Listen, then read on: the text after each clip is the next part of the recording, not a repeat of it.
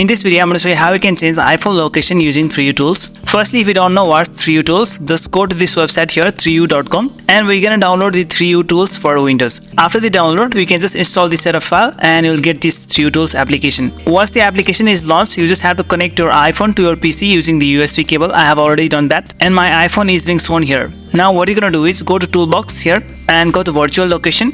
And then you can search any location from here. Let me search Manila in Philippines. If the search function is not working here, we can have to do some work. Go to your browser and we can go to latlong.net and search any place here. Suppose Manila in Philippines and search. We got the latitude and longitude here. We're going to copy the latitude and longitude one by one. Control C. Go to 3UTools and paste in the latitude here. And now for the longitude, go back once again. Control C. Click on Modify Virtual Location. And the location of your iPhone has now been changed. Now if you want to revert to your original location, then you can just reboot the device. So if you like this video, then just give a thumbs up and don't forget to subscribe my channel. Okay, bye.